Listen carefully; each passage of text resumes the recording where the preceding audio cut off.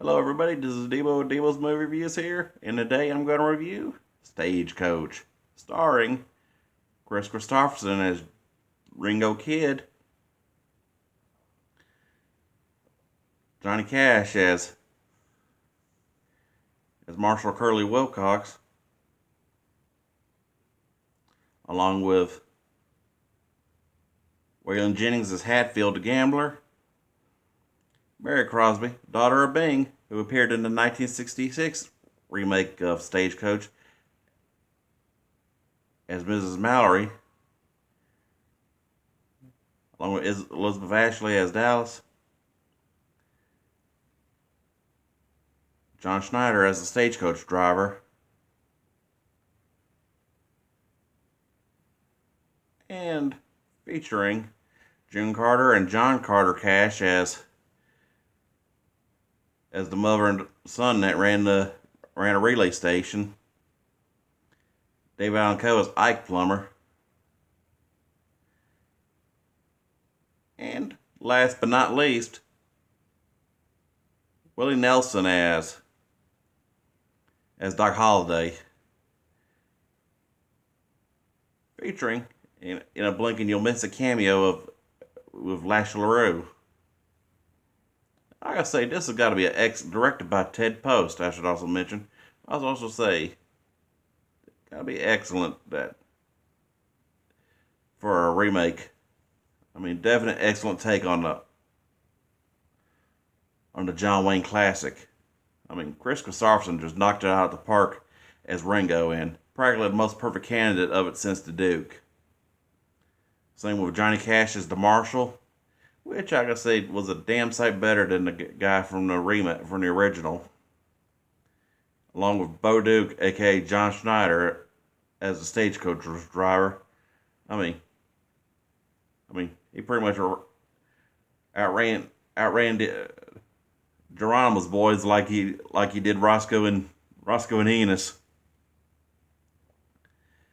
Hell, I gotta give it to Willie Nelson playing Doc Holliday. It's just kind of like one of the most unlikely castings ever. I mean, Willie Nelson's a great actor as well as an excellent singer, but hey, I kind of did not expect for him to play Doc Holliday, especially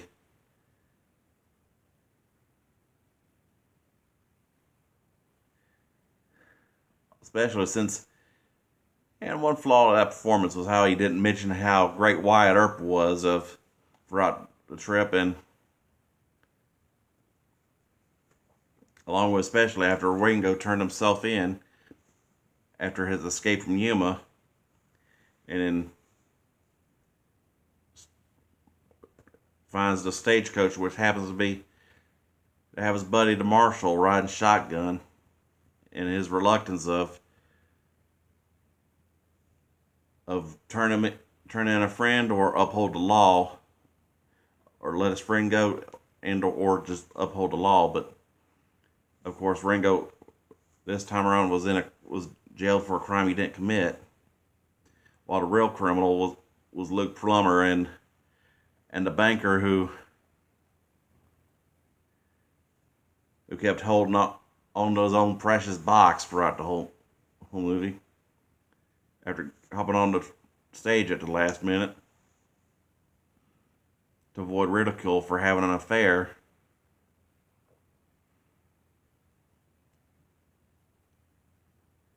And I gotta give it to old Waylon Jennings as Hatfield, who was actually more of a Doc Holliday type character than Willie's portrayal of the actual Doc Holliday. Which surprised they didn't do like a scene where they had like a challenge each other to a game of cards, to where the character Hatfield, who was played by John Carradine in the original,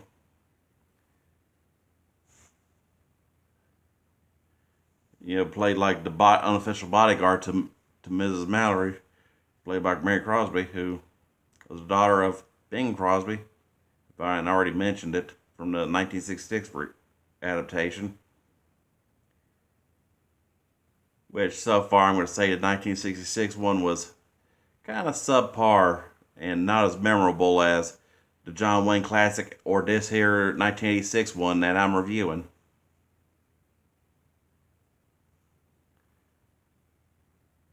And of course, with the 86 one, kind of the edge of it was of course was casting was Willie Nelson playing Doc Holliday instead of just generic Western doctor. It was also a drunk and ran out of town for being so. Same with the saloon girl Dallas, who just wanted to get out of the game in this adaptation, unlike in the John Wayne version, was ran out of town by a bunch of Karens of the Law and Order League. Hell, I gotta say, this one is definitely on par with the original. And Willie just knocked it out of the park. Hell, everyone did. To have all the highwaymen in one movie. Hell, kind of surprised that Glenn Campbell didn't reprise a role or do a role in this since the song Highwayman was originally his song before Johnny Whalen and Willie and Chris went to town on it later on in the 80s, which was at the height of the popularity of the album, which was released in 85, as this movie was made in 86. But another difference is how the portrayal of the whiskey drummer was to where in the original he made it through the whole trip to Lawrenceburg, which is kind of surprising of how they decided to make Willie Doc Holliday instead of generic country doctor that Thomas Mitchell in his Oscar-winning performance in the original was. But hell, it made sense for him to take the stage at the Tombstone to where he supposedly meets up with Wyatt Earp in the Tombstone days.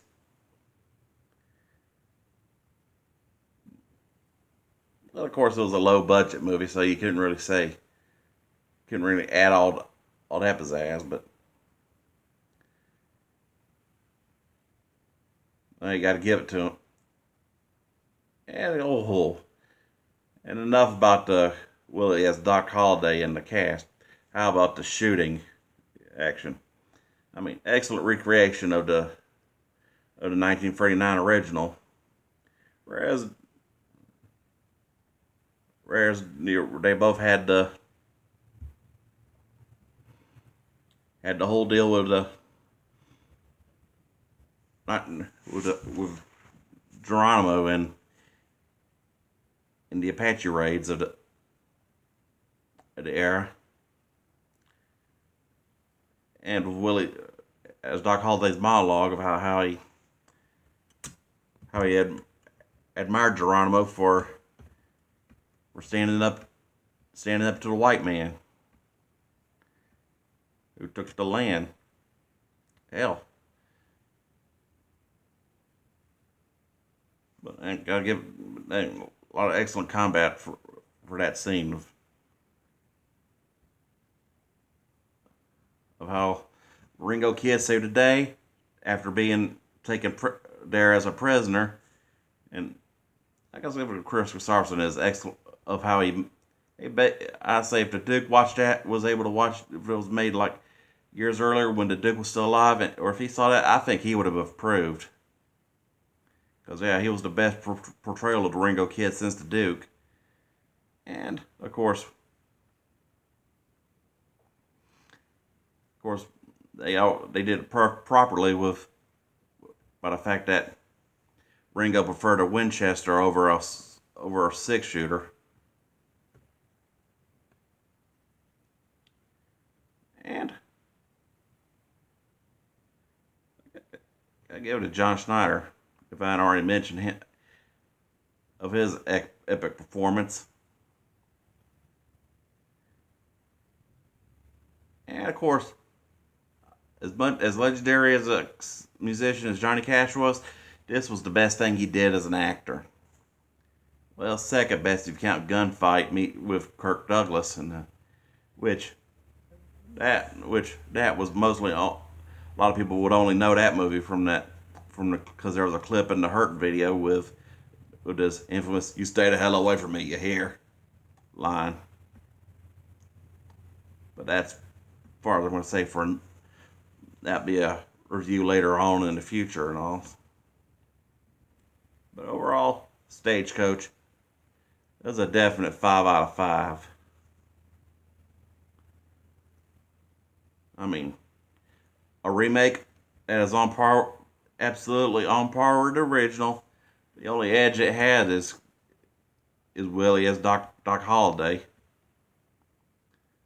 instead of just generic country doctor or western doctor.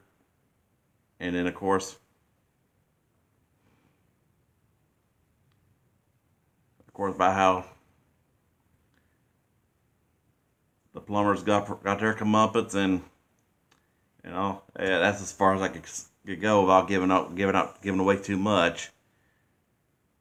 But overall, I give it about a 5 out of 5. I hope y'all like, subscribe, and enjoy, and I'll keep dishing out the reviews. All right, y'all. That'll be it for this week.